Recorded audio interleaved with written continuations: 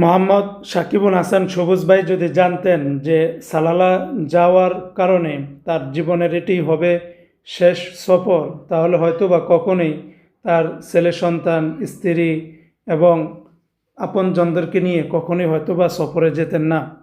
যাই হোক, দুনিয়াতে আমাদের সবারই একদিন এভাবেই চলে যেতে হবে, এটা চিরন্তন সত্য।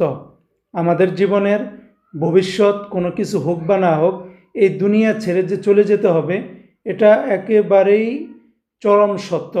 কিন্তু আমরা কখনোই এরকম যাওয়াটা আশা করি না। তারপরও আমাদের আল্লাহ পাক নসিবে যেটা রেখেছেন সেটা তো হবেই। তো যারা ওমান প্রবাসী আছেন, আপনাদেরকে অত্যন্ত শোকাহত ভারাক্রান্ত হৃদয় নিয়ে একটি দুঃসংবাদ দিতে হয় যে গতকালকে ওমানের সালালা ভ্রমণ শেষে তিনি ফেরার পথে অত্যন্ত মর্মান্তিক একটি দুর্ঘটনা ঘটে। সেই দুর্ঘটনার কারণে মোহাম্মদ সাকিবুল হাসান সবুজ ভাইয়ের একই ফ্যামিলির 3 জন সেখানেই মৃত্যুবরণ করেন এবং পাশাপাশি আরও 2-1 জন খুবই গুরুতর আহত অবস্থায় হসপিটালে আছেন।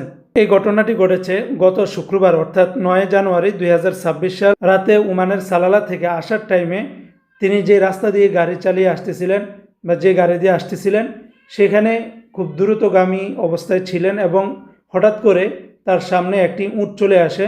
সেই উটের সাথে মূলত ধাক্কাটা লেগে এমনভাবে অ্যাক্সিডেন্ট হয়েছিল, যেই অ্যাক্সিডেন্টের ফলে সেখানেই তাদের এই দুনিয়ার মায়া ত্যাগ করে চলে যান।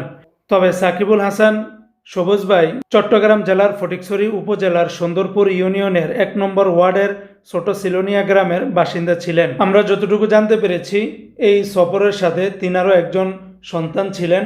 তবে সন্তানটা ইতিমধ্যে এতিম হয়ে গিয়েছে, তার পিতামাতা কেউই আর এই দুনিয়াতে নেই। আমরা সবাই এই সন্তানটির জন্য দোয়া করব এবং তাদের ফ্যামিলির সবার জন্য দোয়া করব। আল্লাহ পাক যেন তাদেরকে এই শোকাহত অবস্থা থেকে ধৈর্য ধারণ করার তৌফিক দান করেন এবং এর বিনিময়ে তাদেরকে যেন উত্তম জাযা খায়ের দান করেন এবং সাথে সাথে যারা এই দুনিয়ার মায়া ত্যাগ করে চলে গিয়েছেন তাদের সবাইকে যেন আল্লাহ পাক তাদের জীবনের সমস্ত গুনাহগুলি মাফ করে দিয়ে জান্নাতের উঁচু থেকে উঁচু মাকাম যেন দান করে।